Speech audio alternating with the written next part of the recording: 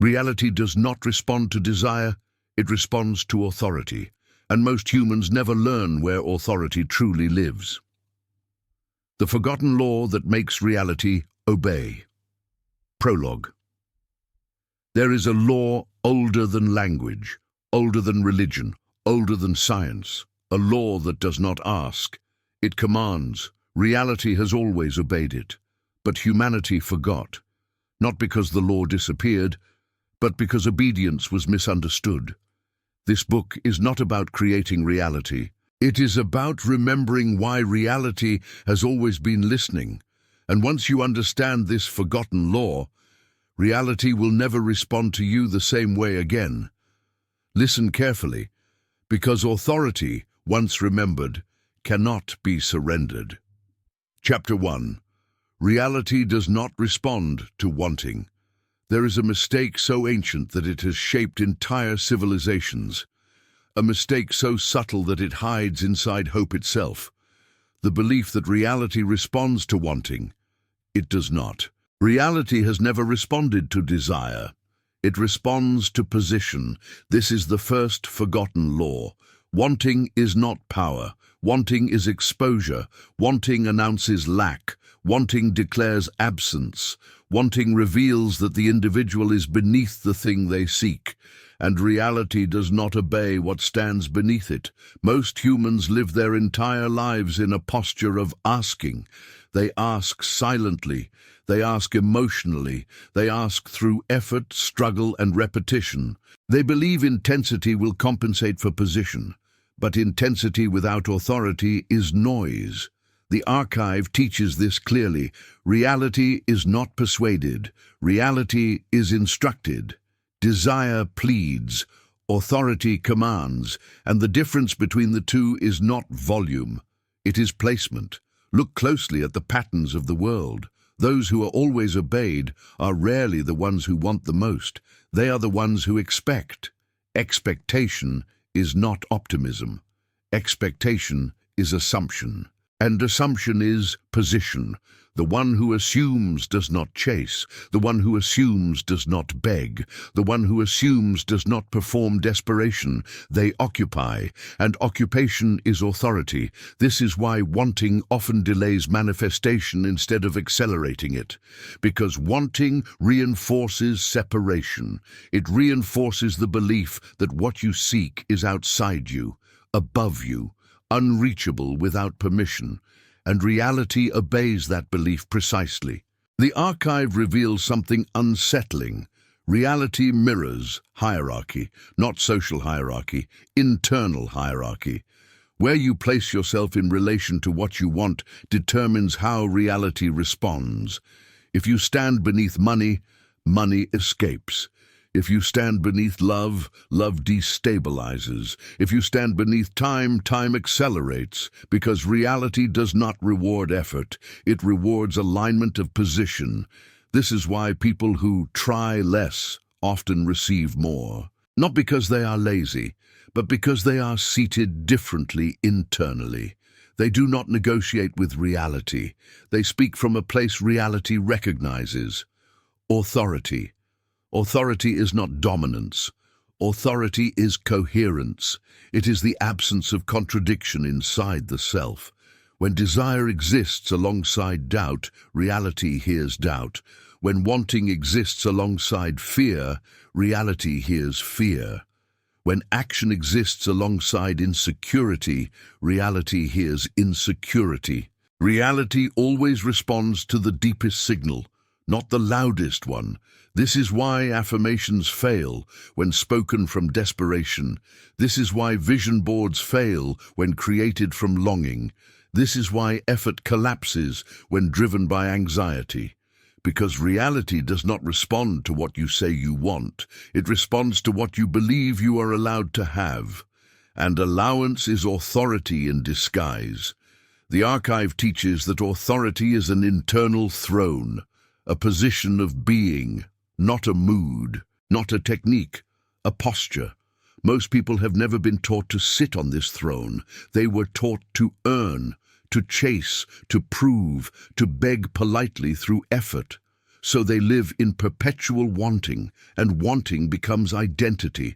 But identity is what reality obeys, not intention. This is the law humanity forgot, not because it was hidden, but because it was uncomfortable. Authority requires responsibility. Authority removes excuses.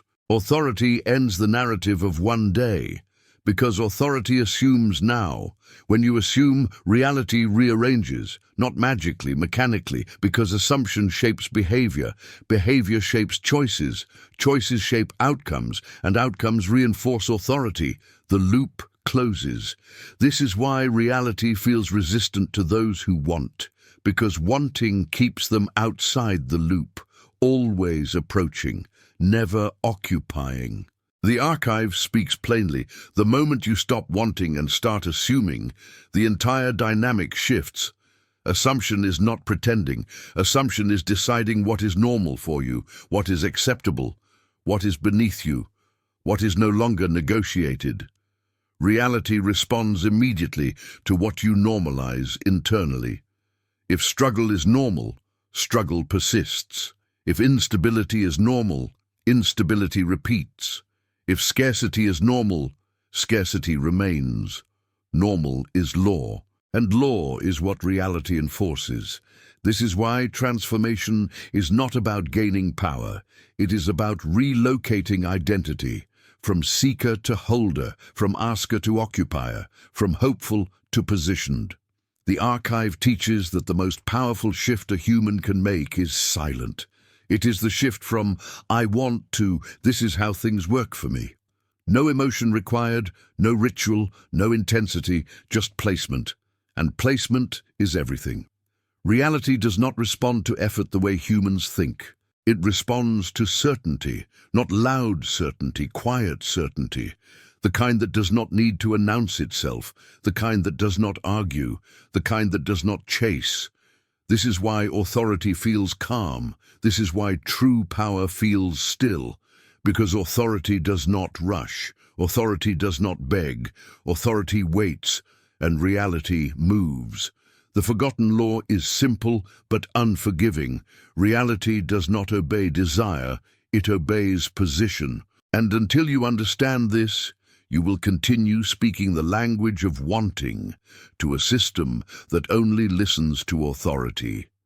This chapter is not an invitation, it is a correction. And once corrected, reality will never hear you the same way again, because you will no longer be asking. You will be speaking from the throne you were always meant to occupy. Chapter 2. Authority is not force, it is position. Humanity has been taught the wrong definition of authority. They were taught that authority is force, that it is domination, that it is control over others.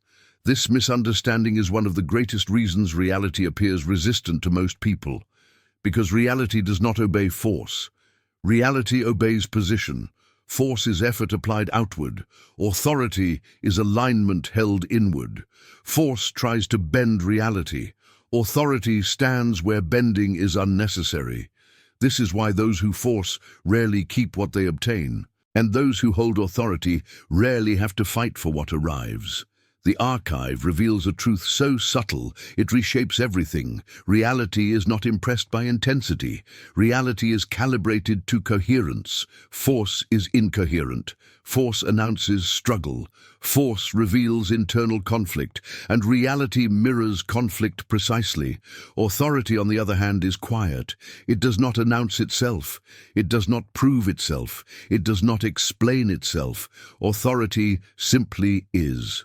This is why true authority often feels invisible, and why most people miss it entirely. They confuse loudness with power. They confuse urgency with importance. They confuse effort with entitlement. But reality does not obey those signals. Reality obeys certainty of placement. Where you place yourself internally determines how reality arranges itself around you. If you place yourself as someone who must convince reality, reality resists. If you place yourself as someone who must earn permission, permission is delayed. If you place yourself as someone who must struggle, struggle becomes structure. The archive teaches that authority is not something you generate, it is something you occupy, an internal position, a decision about who you are in relation to life. This is why authority cannot be faked. You can perform confidence, you can imitate certainty, you can rehearse power, but reality listens beneath performance. It listens to the deepest assumption, and assumption reveals position. This is why affirmations spoken from insecurity collapse. This is why motivation fades. This is why force exhausts, because none of these change position. They decorate the old posture. Authority requires relocation. The archive uses an ancient metaphor. Most people live kneeling internally, even when standing externally. They kneel to money, they kneel to love, they kneel to time, they kneel to approval. And then they wonder why reality does not obey them. Reality does not obey those who kneel, not out of cruelty, out of law, because kneeling signals dependency, and dependency signals lack of authority. Authority is not arrogance. Authority is neutrality. It is the absence of negotiation inside the self. It is the state where something is no longer questioned internally. When something is no longer questioned internally, reality stops questioning it externally. This is the mechanism. This is why people with authority appear lucky. Luck is what obedience looks like to those who do not understand law. The archive teaches that reality constantly tests position. Not consciously, automatically. Every choice you make is a signal. Every tolerance is a signal. Every boundary is a signal. Reality is reading your posture at all times and responding accordingly. This is why force backfires. Force screams insecurity. Force announces, I am not sure. I am afraid this won't happen. I need to make this happen. Reality hears fear beneath force, and fear is not authority. Authority does not need to make. Authority allows. This is one of the most difficult truths to accept. Reality moves toward what is assumed, not what is demanded. Demand implies resistance. Assumption implies inevitability. Inevitability is authority. The archive teaches that authority is rooted in identity, not action. Action expresses position, but action cannot create it. If you act like someone powerful while internally kneeling, reality responds to the kneeling. If you act calmly while internally seated, reality responds to the seat. This is why stillness is so powerful. Stillness is the posture of authority. It is why those who truly command do not rush. Rushing signals fear of loss. Authority does not fear loss. Authority assumes continuity. This is why time behaves differently around those with authority. Time stretches, opportunities align, resistance dissolves, not because they control time, but because they are no longer beneath it. The archive reveals that force belongs to survival. Authority belongs to sovereignty. Survival says, I must secure, I must hurry, I must protect. Sovereignty says, this is already mine to experience. The difference is not moral, it is structural, and structure is what reality obeys. This is why many people fail at manifestation. They perform desire, they perform effort, they perform discipline, but they never shift position. They never sit on the internal throne. They never revoke the old agreement that placed them beneath life. Authority is the moment you stop asking reality what is possible and start deciding what is normal. Normal is law. Reality enforces normal relentlessly. This is why changing what feels normal is more powerful than any ritual. If struggle feels normal, reality supplies struggle. If instability feels normal, reality maintains instability. If ease feels normal, reality reorganizes around ease. Not instantly, but inevitably. Authority is not about controlling events. It is about setting the baseline reality must respect. This is why the archive says, Reality does not need to be convinced. It needs to be repositioned. And repositioning happens internally first. When you shift from force to position, something profound happens. You stop fighting reality. And reality stops fighting you. Resistance dissolves because there is no longer a contradiction. You are no longer trying to become. You are being. This is why authority feels dangerous, because it removes the illusion of effort-based worth. It removes the story that suffering is required. It removes the justification for waiting. Authority says, I am allowed. And allowance is the most threatening statement to the old world. The forgotten law was never about power over others. It was always about posture within self. The moment you stop forcing and start occupying, reality recognizes you differently, not emotionally, mechanically, because you are no longer speaking the language of wanting. You are speaking the language of placement, and placement is authority. This chapter is not teaching you to dominate life. It is teaching you to stop kneeling to it, because once you stand internally, reality has no choice but to respond, not because you demanded it, but because you finally spoke from a position it obeys. Chapter 3. Why some people are always obeyed. There are people the world seems to listen to, not because they are louder, not because they are smarter, not because they try harder, but because reality responds to them differently. They walk into rooms and things shift. Opportunities align around them. Resistance dissolves faster. People hesitate before crossing them, and most observers misinterpret this entirely. They call it charisma. They call it confidence. They call it luck. But the archive reveals the real reason. Some people are always obeyed because they are internally seated. They occupy authority before speaking. Reality does not obey words. It obeys posture, and posture is not physical. It is existential. The archive teaches that obedience begins long before interaction, long before action, long before intention. Obedience begins at the level of assumption. What a person assumes about themselves becomes the rule reality enforces around them. This is why authority cannot be taught through technique. You cannot train obedience into reality. You cannot force it. You can only qualify for it. And qualification happens internally. The people who are always obeyed share one silent trait. They do not question their right to exist as they are. They do not negotiate their place in the world. They do not internally ask for permission. They assume position. Most humans do the opposite. They approach life as guests. Guests ask, guests wait, guests adapt, guests fear being removed, and reality treats them accordingly. But those who are obeyed do not feel like guests. They feel like residents, not arrogantly, naturally. They belong internally. And belonging is authority. This is the first fracture in understanding. Authority is not dominance. Authority is internal legitimacy. It is the absence of self-questioning at the core. When someone doubts themselves internally, reality doubts them externally. When someone apologizes for existing internally, reality demands justification externally. When someone feels they must earn space internally, reality withholds space externally. Reality is a mirror of legitimacy. This is why some people can say very little and still be obeyed. Their words are not carrying the command. Their position is.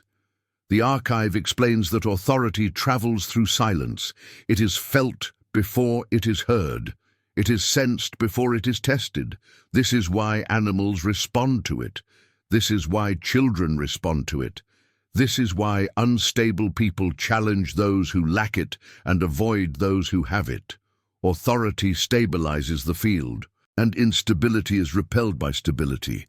This is also why some people are constantly challenged. Their boundaries are tested, their time is disrespected, their energy is drained, because internally they are undecided, and undecided posture invites negotiation. Reality negotiates only where uncertainty exists. The archive teaches that the world is opportunistic, not malicious, opportunistic. It presses where structure is weak. It withdraws where structure is solid. This is why some people experience endless resistance. It is not punishment, it is feedback, feedback on internal position. Those who are always obeyed have resolved something internally that most never address. They have ended the internal argument. Most people live in debate with themselves. Am I enough? Am I allowed? Is this too much? Should I want more? That debate leaks into reality, and reality responds with hesitation. But when the debate ends, so does resistance. Authority is the end of internal debate. It is not arrogance, it is decision. The decision that existence does not require justification. The decision that worth is not conditional. The decision that permission is not external. This is why authority feels calm, because calm is the absence of inner conflict. Conflict signals instability. Instability invites resistance. The archive reveals that authority is a frequency, not a behavior. You cannot act your way into authority. You must settle into it. Settle as in become seated. Settle as in stop oscillating. This is why rituals and techniques fail without identity shift. They move the surface while the core remains kneeling. Reality listens to the core, always. This is also why trauma disrupts authority. Trauma fractures legitimacy. It teaches the nervous system to feel unsafe occupying space, so the individual shrinks internally, and reality responds by shrinking opportunities. This is not moral. It is mechanical. Healing, then, is not about feeling better. It is about reclaiming position, reclaiming the internal right to stand. The archive teaches that authority is restored the moment you stop asking, "Can I?" and begin living from, "This is how it is." Not loudly, not aggressively, silently. Reality obeys what feels settled, not what feels desperate. This is why those who are always obeyed rarely explain themselves. Explanation implies doubt. Authority does not explain. It assumes understanding, and assumption is power. The archive goes further. The reason authority appears unfair is because most people were taught obedience, not sovereignty. They were taught to comply, to wait, to earn, to behave. So when someone bypasses these rules, it feels like cheating. But the rules were never universal. They were social. Reality's law is deeper. Reality obeys legitimacy, and legitimacy is internal. Those who are always obeyed have made a quiet decision. I belong here. That decision echoes through every interaction, every negotiation, every opportunity. Reality responds to that echo. This is why authority cannot be stolen. It cannot be faked. It cannot be borrowed long-term, because it must be embodied. The archive teaches that the most dangerous person is not the aggressive one. It is the one who has no internal doubt, because reality does not know how to resist certainty. Not loud certainty, settled certainty, the kind that does not move. So if you wonder why some people seem untouched by chaos, why life rearranges around them, why resistance dissolves faster for them, it is not because they were chosen. It is because they chose themselves, internally, and reality had no option but to obey. This chapter is not admiration, it is instruction. Because once you understand why some people are always obeyed, you realize obedience was never about power over others. It was always about position within self, and position can be reclaimed, but only when the internal debate ends. And when it does, reality begins listening in a way it never did before. Chapter 4. The Internal Throne. You were never taught to sit on.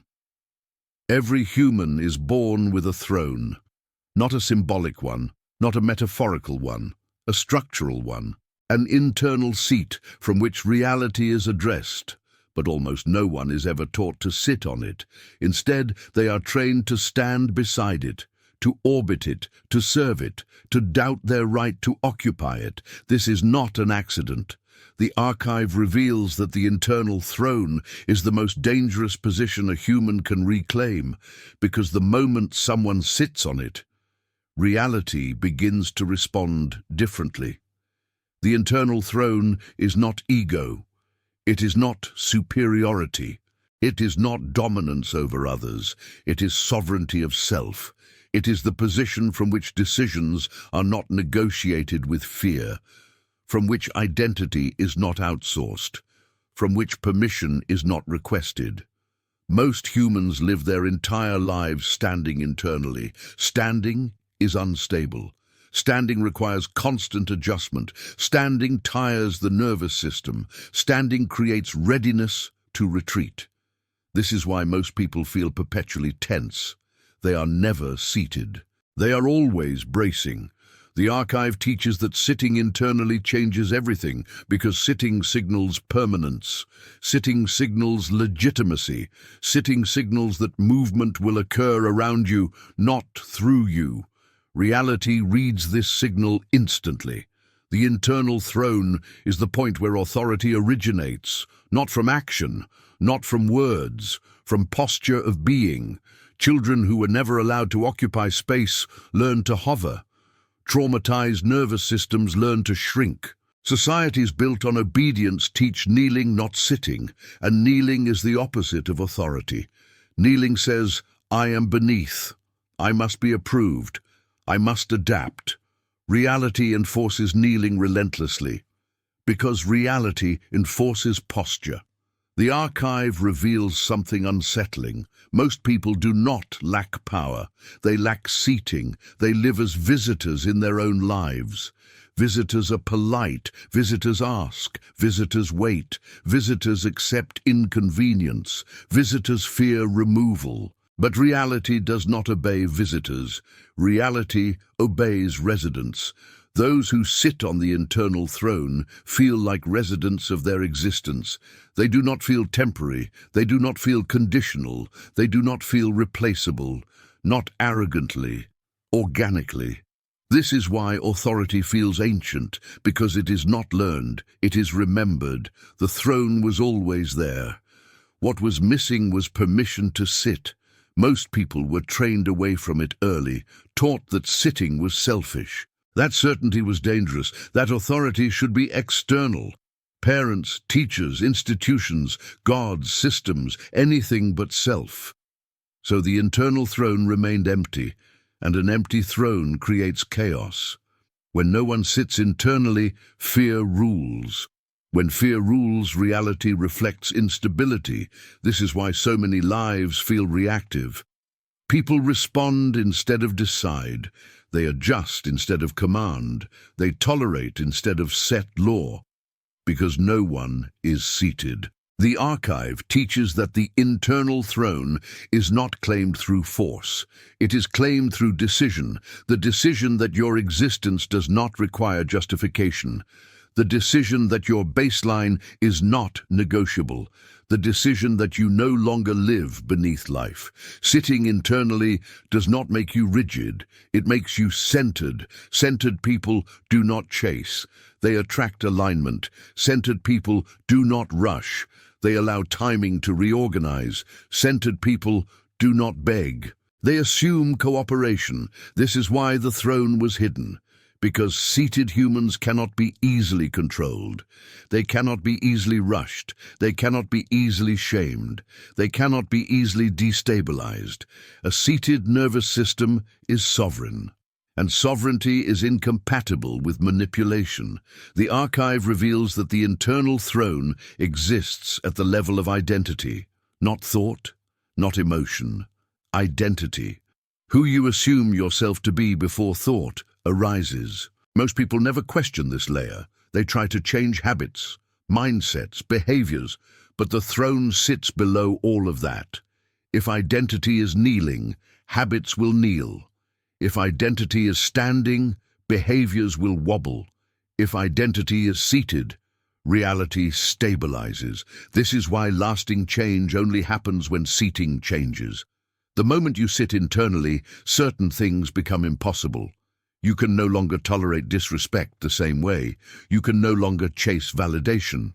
You can no longer accept instability as normal, because the throne enforces law, not external law, internal law, and internal law shapes reality more powerfully than any external rule. The archive teaches that sitting on the throne feels unfamiliar at first, because most nervous systems were trained for vigilance, not rest. Sitting feels like danger to those conditioned to survive. The body says, if I relax, something bad will happen. But that belief belongs to the old world. The world of kneeling, the world of bracing, the world of obedience. The throne belongs to a different world, a world where reality responds to authority, not fear. This is why sitting internally is often mistaken for arrogance by those who are still kneeling. But arrogance is loud, authority is silent, arrogance compensates, authority assumes. The archive teaches that the throne is reclaimed the moment you stop explaining yourself internally. When your decisions no longer need internal debate, when your worth no longer requires evidence, when your desires no longer feel like requests, this does not make you reckless. It makes you coherent. And coherence is what reality obeys. The throne does not elevate you above others. It elevates you into yourself. From that place, action becomes clean, speech becomes minimal, movement becomes precise. Reality begins to cooperate, not emotionally, structurally. Because you are finally seated where reality expects you to be. This is the most forbidden truth. The throne was never taken from you. You were trained to abandon it, and reality simply responded.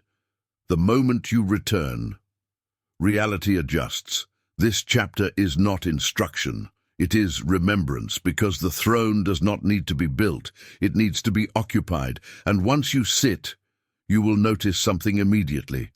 Life stops pushing you around.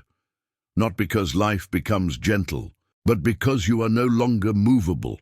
The internal throne is not comfort, it is gravity, and gravity does not argue. Reality obeys gravity. This is why authority has always been silent, because it never needed to announce itself. And once you sit, you will understand why this knowledge was forgotten. Because a seated human cannot be governed the same way, and the world was never designed for seated beings. But reality was. And reality has been waiting. Chapter 5. Desire begs, authority commands. Desire speaks the language of lack. Authority speaks the language of inevitability. This is the distinction most humans never learn, and because they never learn it, they spend their lives pleading with reality instead of being answered by it. Desire is emotional, it is charged, it is intense, it aches, and because it aches, people believe it must be powerful. But intensity is not authority. Intensity is exposure. Desire reveals where you feel incomplete. It announces what you believe is missing, and reality responds to that announcement faithfully. Reality does not punish desire, it reflects it. When you desire from beneath, reality keeps the object above. When you desire from longing, reality maintains distance. When you desire from urgency, reality introduces delay.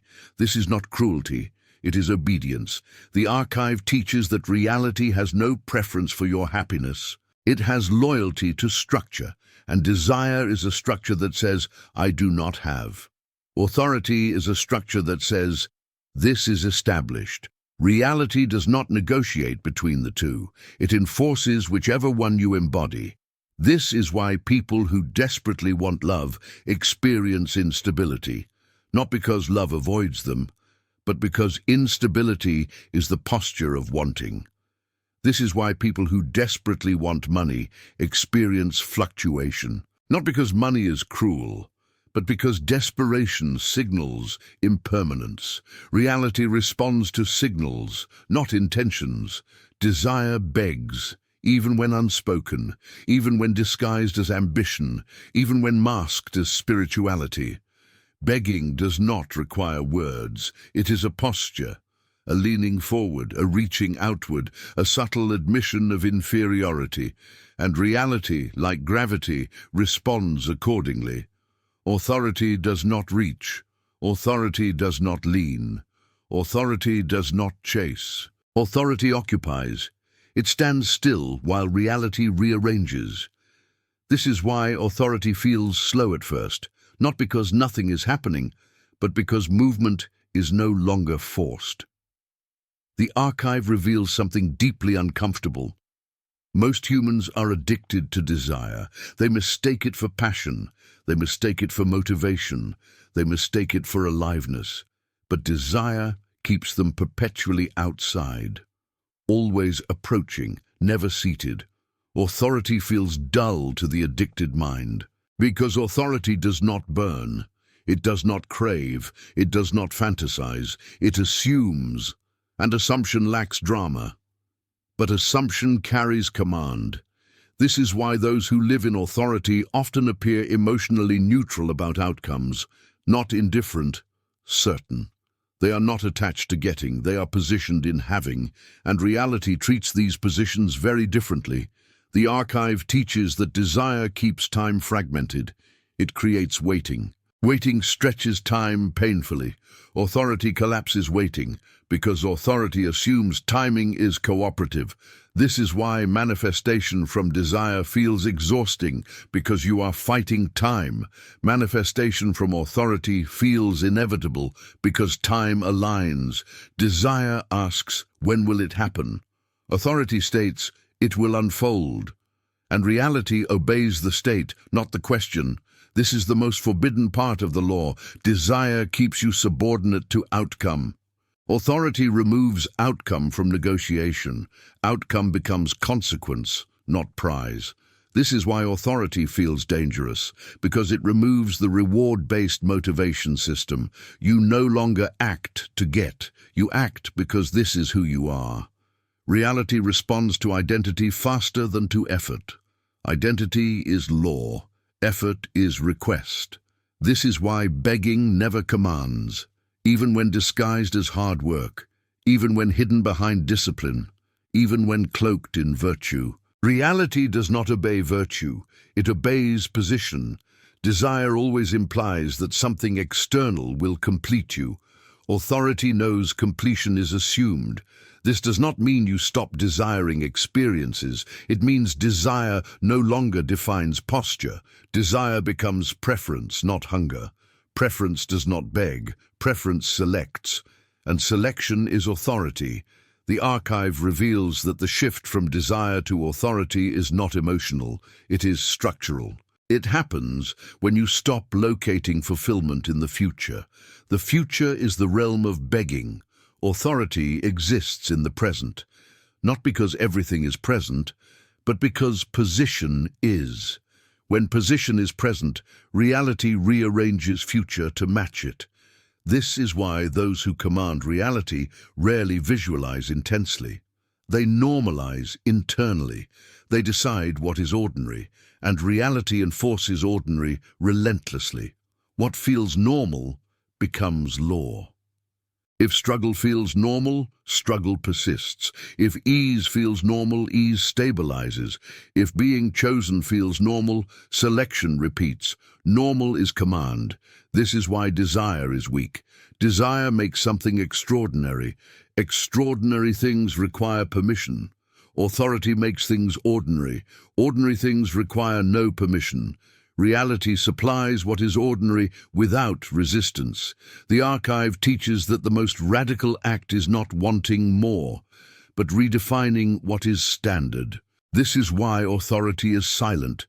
It does not celebrate, it does not dramatize, it does not perform hunger, it simply expects alignment.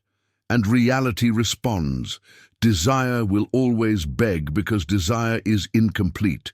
Authority commands because authority is whole. This does not mean authority is cold. It means authority is resolved. Resolution is command. The moment you resolve something internally, reality stops testing it. Tests only occur where doubt exists. This is why people experience repeated challenges in the same area.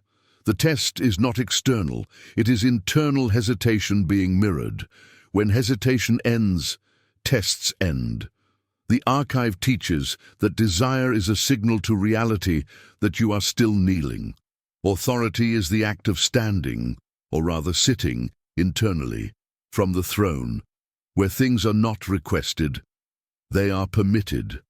And permission is the deepest form of command. This chapter is not telling you to suppress desire, it is telling you to dethrone it. Desire is not meant to rule, it is meant to inform. Authority is meant to rule, and once authority rules internally, reality obeys externally, not instantly, not magically, but inevitably, because reality has always obeyed structure, and structure begins with who is seated. Desire begs because it stands outside. Authority commands because it belongs. This is the forgotten distinction, and once you see it, you will never desire the same way again. You will no longer plead with reality. You will speak from position, and reality, having no argument against authority, will respond. Chapter 6. Reality tests those who claim authority. The moment you shift position internally, reality responds, but not the way most people expect. It does not reward immediately. It does not celebrate. It does not confirm gently. It tests. This is one of the most misunderstood aspects of authority.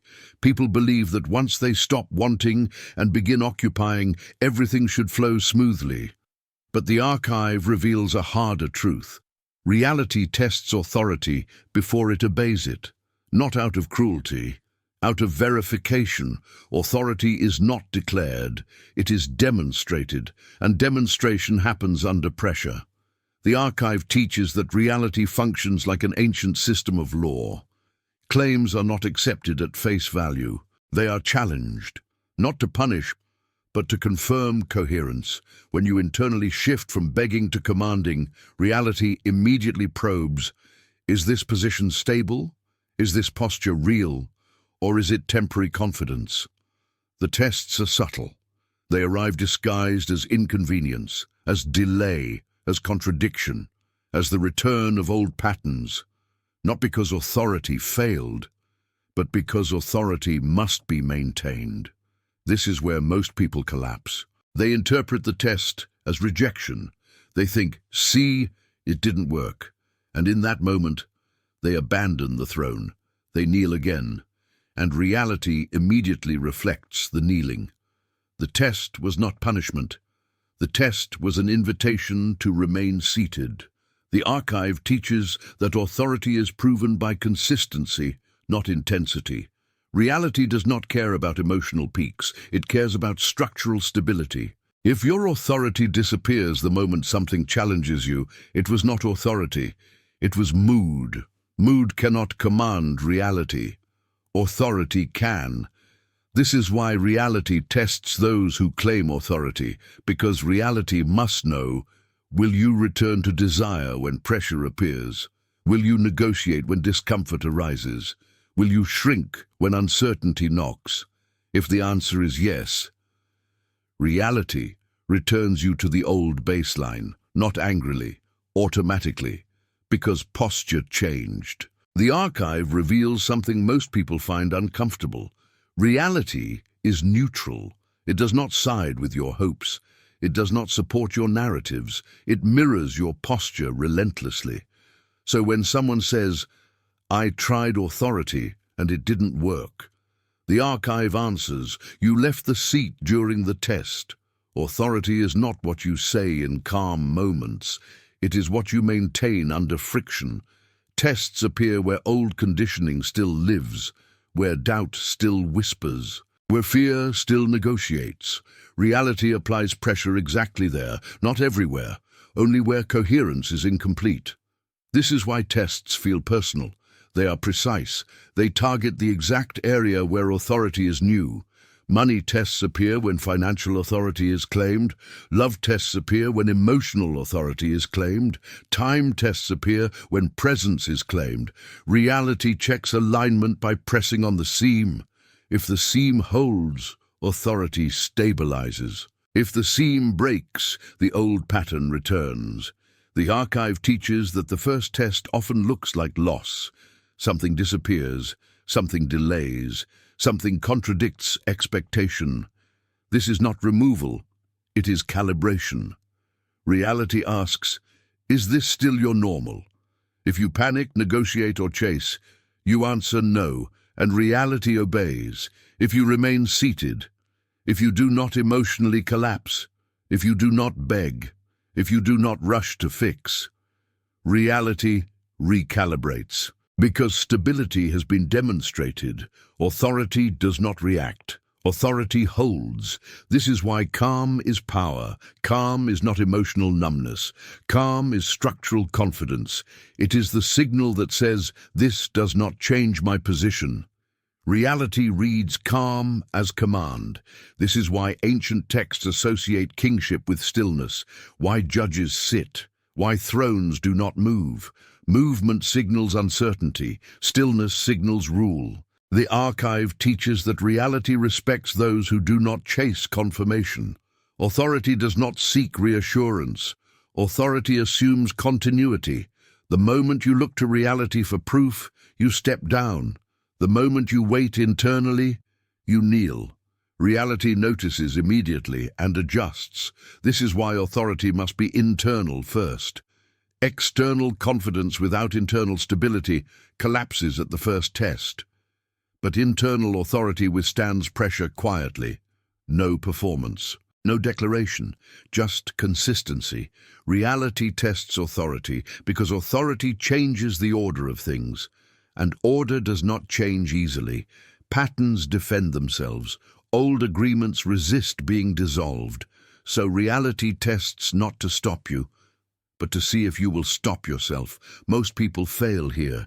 They mistake resistance for rejection. They mistake delay for denial. They mistake testing for punishment.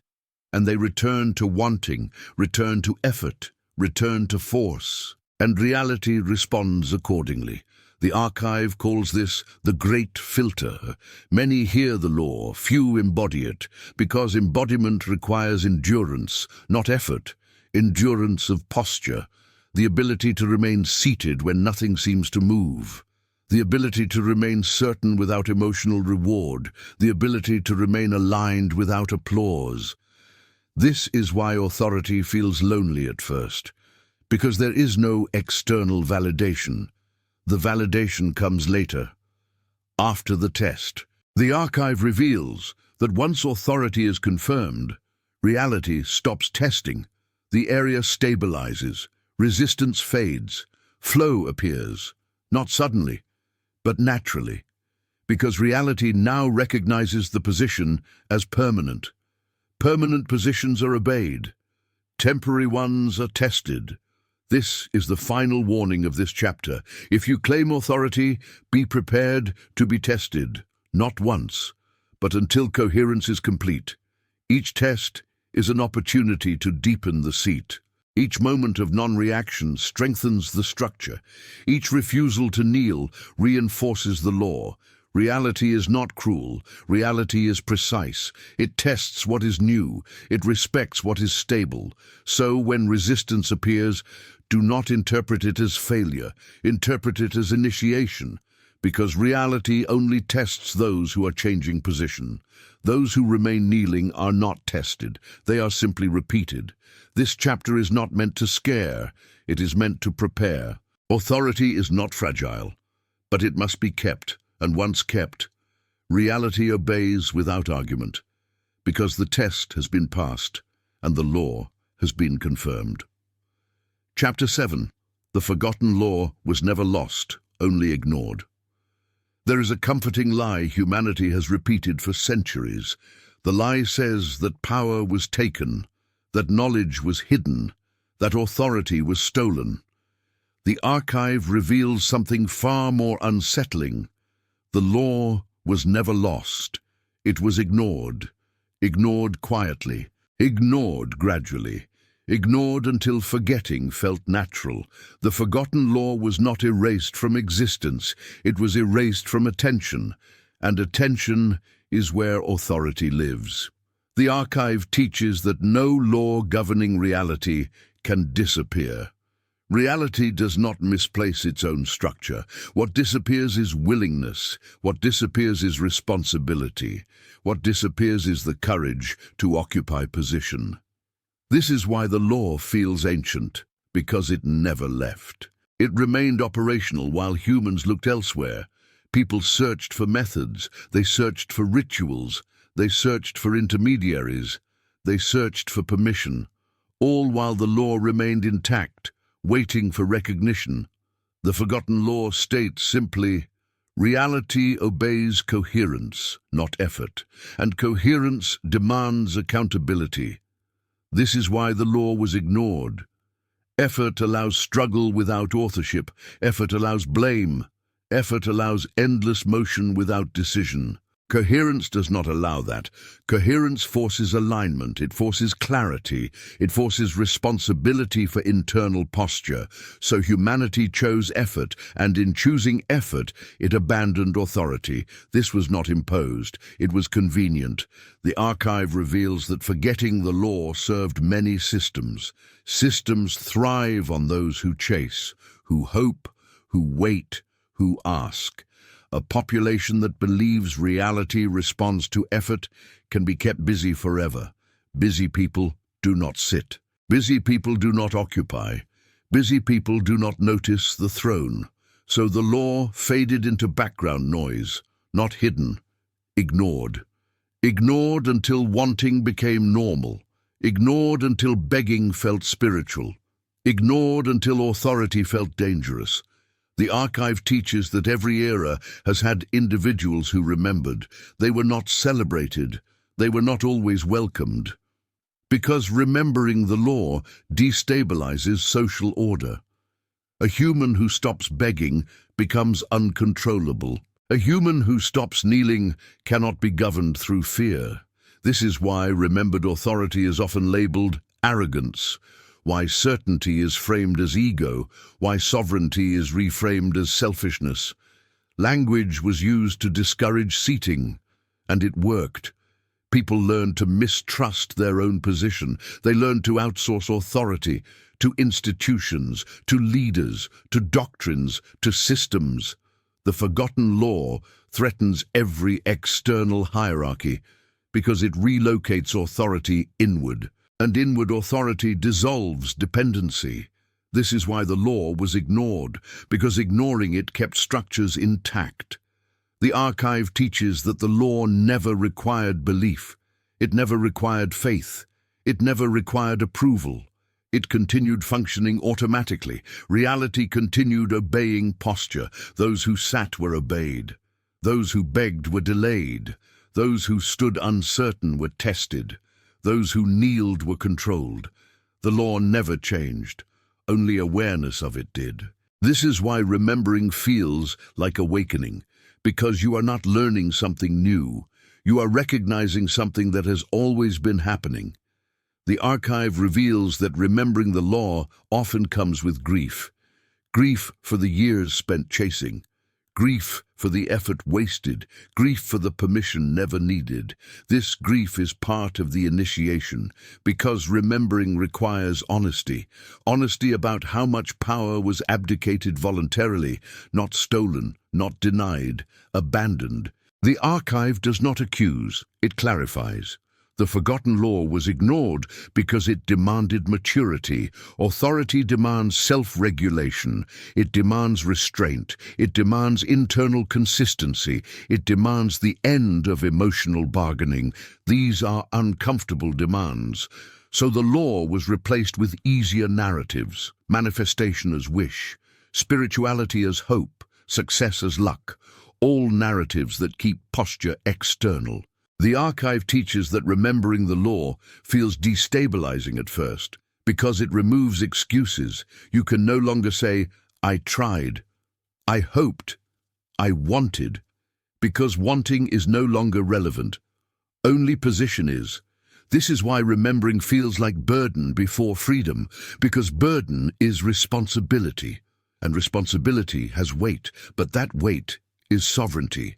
The law was never lost, it was never broken, it was never stolen, it was simply ignored. Ignored by those who preferred movement to stillness, ignored by those who preferred effort to alignment, ignored by those who feared what would happen if they stopped asking. But reality never forgot. Reality continued enforcing posture relentlessly. The archive reveals that every moment of frustration was evidence. Evidence of misalignment, evidence of kneeling, evidence of unoccupied authority. And every moment of ease experienced by others was also evidence. Evidence of seating, evidence of coherence, evidence of internal legitimacy. The law was speaking constantly, but it was speaking through outcomes, not words.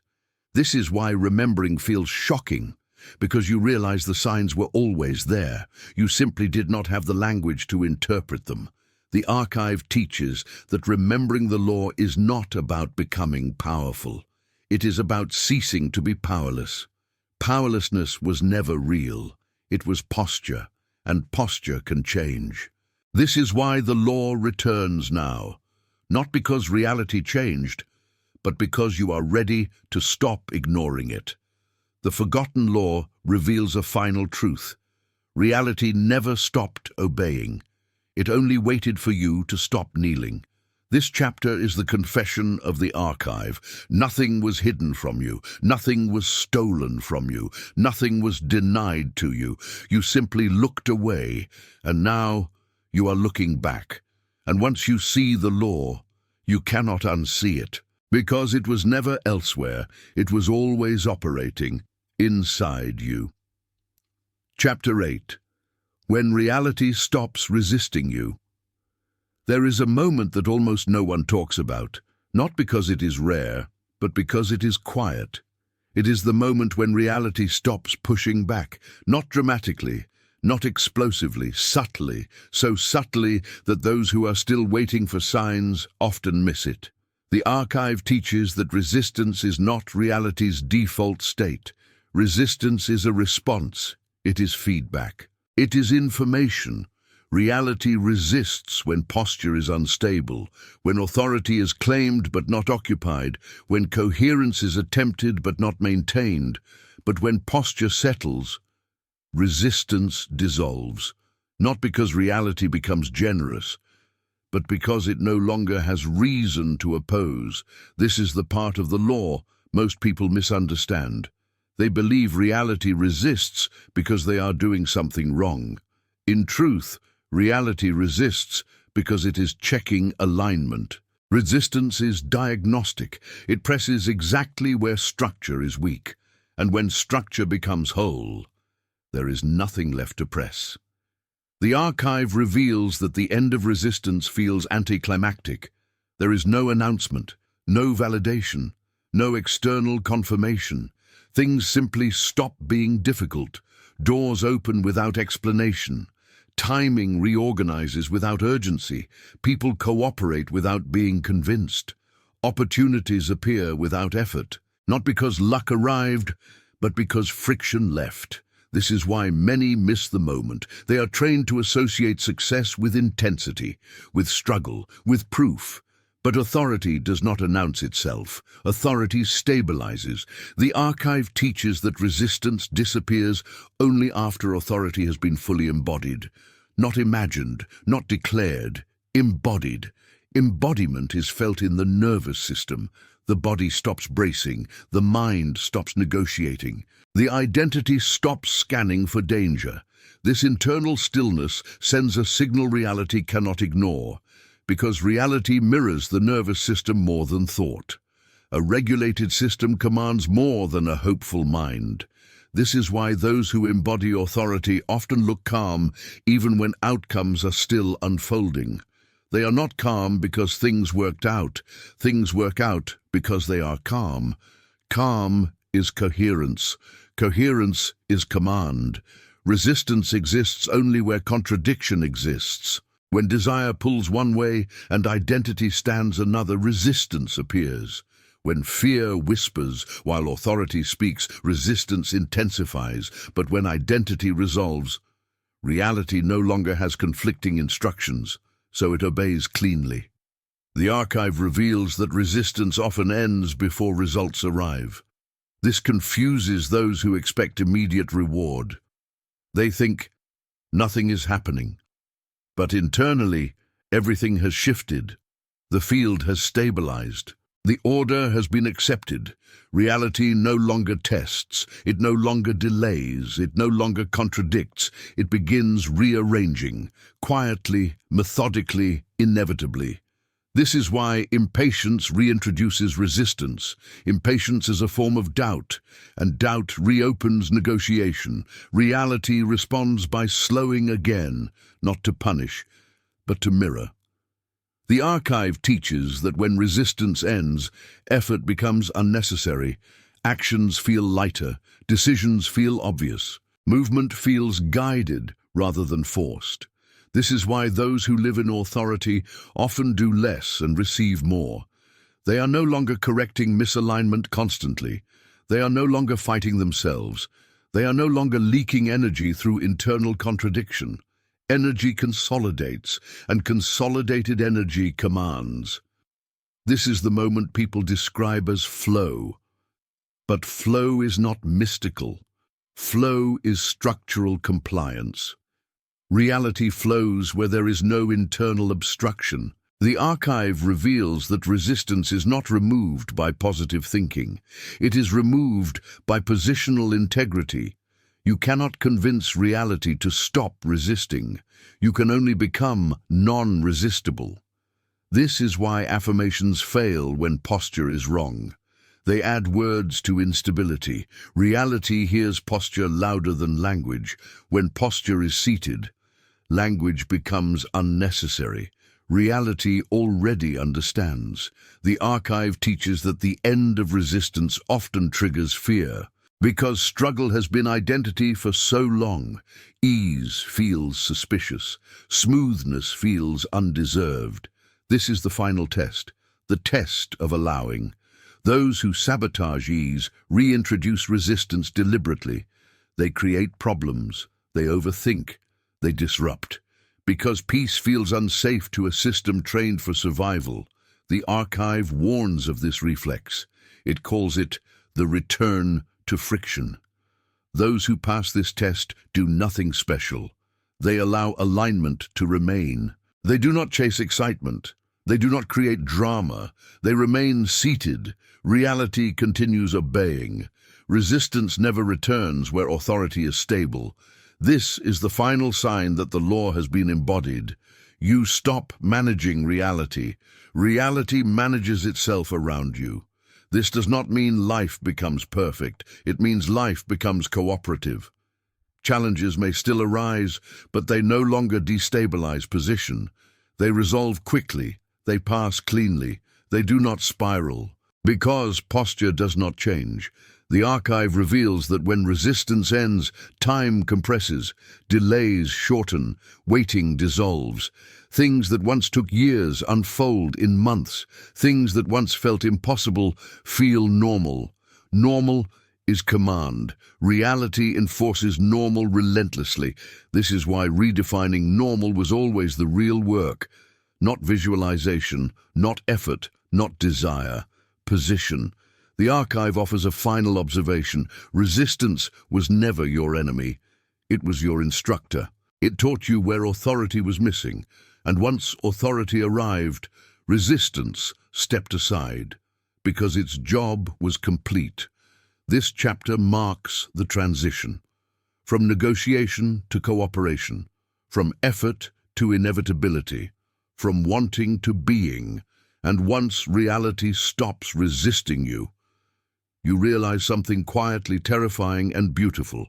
It never needed to be convinced. It only needed you to stop contradicting yourself. And now that you have, reality listens. Because it always has. Chapter 9. Obedience begins the moment doubt ends. Doubt is not confusion. Doubt is not caution. Doubt is not intelligence. Doubt is a position, and it is a position reality obeys with ruthless precision. The archive teaches that reality does not wait for certainty to act. It waits for the absence of contradiction. Doubt is contradiction. It sends two commands at once, one forward, one backward. Reality resolves contradiction by slowing everything down. This is why nothing moves when doubt is present, not because the path is wrong, but because posture is divided. Most humans believe doubt is harmless, even virtuous. They say doubt keeps them safe, that it makes them realistic, that it protects them from disappointment. But the archive reveals something far more unsettling.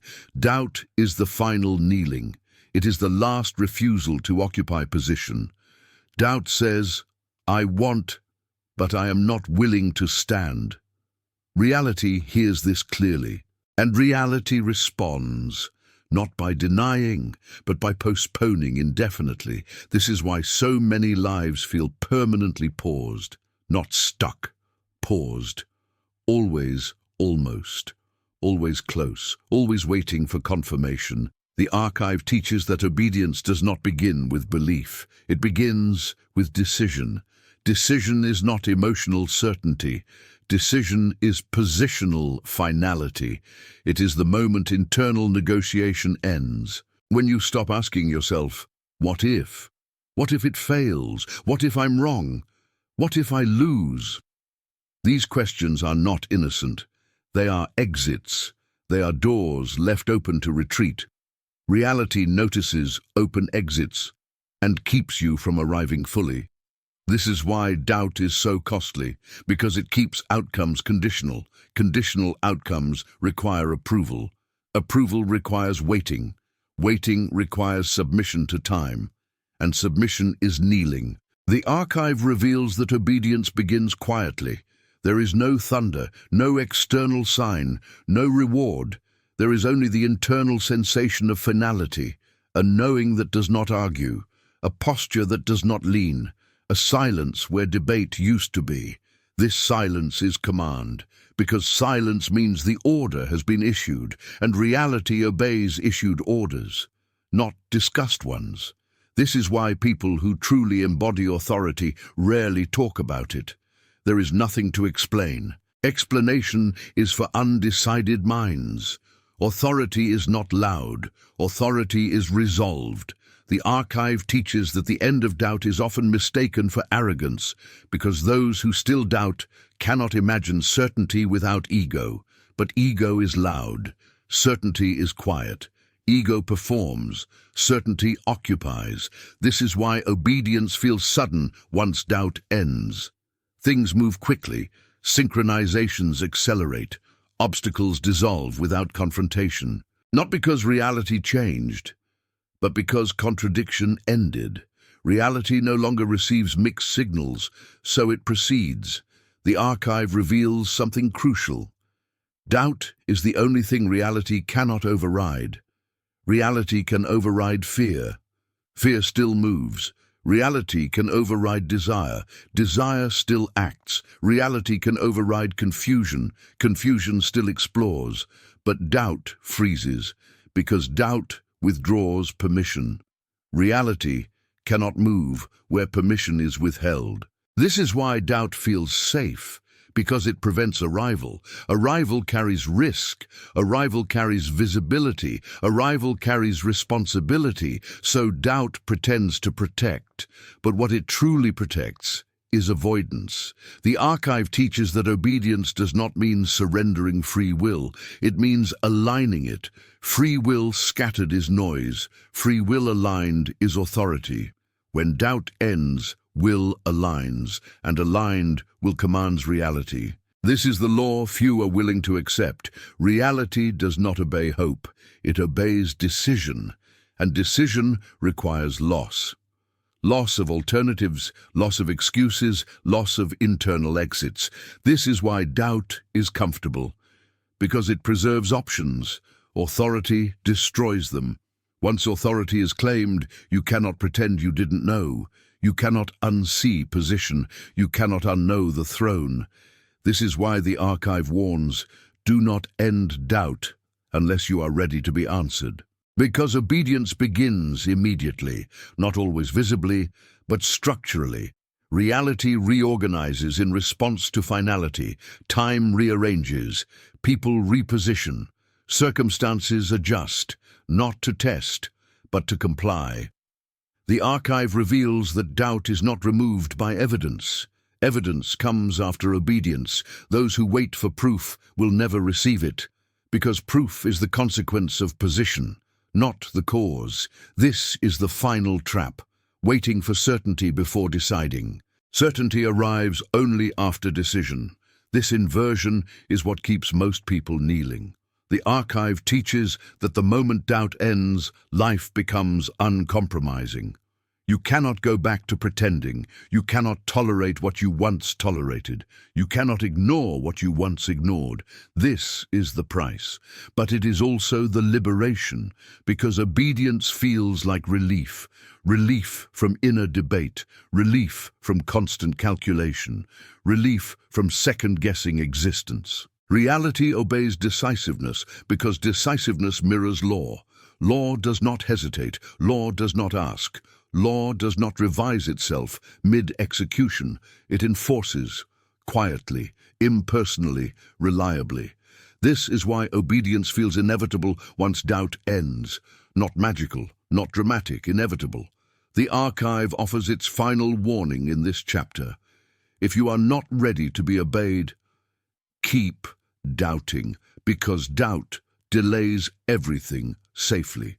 But if you are ready to stop kneeling internally, if you are ready to occupy without apology, end doubt, and reality will have no argument left, because obedience begins the moment doubt ends.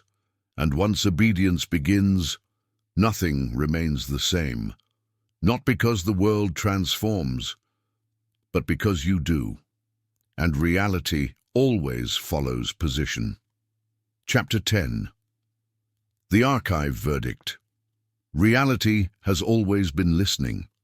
There is a moment when learning ends, not because there is nothing left to know, but because knowing has crossed into verdict. This is that moment. The archive does not conclude, it seals, because what has been revealed cannot be argued with anymore, only accepted or avoided. The final truth is not dramatic. It is not mystical. It is not emotional. It is precise. Reality has always been listening, not selectively, not spiritually, structurally, listening to posture, listening to coherence, listening to who sits and who kneels, listening to what is assumed and what is begged for, listening without judgment, listening without preference, listening relentlessly. This is the part most humans misunderstand. They imagine reality as distant, as distracted, as random, as chaotic, but the archive confirms what has been operating silently beneath all experience. Reality is attentive, not to words, not to hopes, not to effort, to position. From the beginning, reality has functioned as a mirror with memory. It remembers how you stand. It remembers how you retreat. It remembers what you normalize, and it enforces memory consistently. This is why patterns repeat. This is why cycles persist. This is why breakthroughs feel rare. Reality does not forget posture. It responds to it until posture changes. The archive reveals that nothing you experienced was accidental, not the delays, not the resistance, not the frustration, not the sudden ease, not the unexpected alignment. All of it was feedback, not punishment, not reward. Feedback. Reality saying, this is how you are positioned, and you responded by adjusting externally, trying harder, waiting longer, wanting more. But reality was never asking for effort. It was waiting for authority. The verdict of the archive is simple and uncompromising. You were never ignored. You were heard constantly. Your internal state was broadcast without interruption. Every assumption was registered, every doubt was amplified, every decision was enforced, every hesitation was respected. Reality never interfered. It complied. This is why the truth is uncomfortable, because it removes victimhood, it removes randomness, it removes the idea of being overlooked. Reality never overlooked you, it obeyed you precisely. The archive reveals that most people would prefer to believe in fate than in authorship. Fate absolves responsibility. Authorship demands accountability. And accountability is heavier than hope, but it is also freedom. Because if reality has always been listening, then nothing external needs to change first. Authority was never blocked. It was unoccupied. The archive teaches that the greatest illusion was thinking reality needed convincing. Reality never needed persuasion. It needed clarity. The moment posture clarified, response followed. Sometimes slowly, sometimes instantly, but always lawfully. This is why the archive was guarded, not hidden from access, but hidden from interpretation, because interpretation without readiness creates chaos. A human who understands this law but refuses responsibility becomes dangerous to themselves. They try to command without coherence. They try to skip embodiment. They try to demand without position. And reality responds with collapse. This is why the archive speaks in structure, not instruction. It does not tell you what to do. It shows you what has been happening, so you can no longer pretend you didn't know. This is the seal, the moment where innocence dissolves, not because knowledge corrupts, but because awareness removes excuses. From this point forward, everything feels louder, choices feel heavier, reactions feel revealing. Because now you see the feedback loop. You see the delay forming. You see resistance arising. You see alignment clicking. You see obedience activating. And you know why. This is why this knowledge feels like a point of no return, not because life changes instantly, but because interpretation does. You can no longer say, "Why is this happening to me?" You can only ask, "What posture am I broadcasting?" The archive reveals that mastery is not controlling reality. Mastery is no longer being confused by it. When confusion ends, authority begins, and authority does not fight. It settles. The final verdict of the archive is not encouragement, it is acknowledgement. Reality has always been listening. You were never unseen. You were never unheard. You were never forgotten. You were always obeyed. And now that you know, you cannot unknow. This is the true seal, not secrecy, responsibility, because awareness makes you visible to yourself. And once you are visible to yourself, reality has nothing left to hide. It will continue responding, as it always has. Faithfully, impersonally, precisely. This book does not give you power. It reveals where power was already operating, and now the listening becomes impossible to ignore, because silence was never absence, it was attention. Reality was never silent. You were simply speaking from the wrong position. If this volume reached you, it was not random. The archive does not call everyone. Subscribe to Hidden Library Archives and remember what reality has been responding to all along. Because now that you know, reality will continue listening.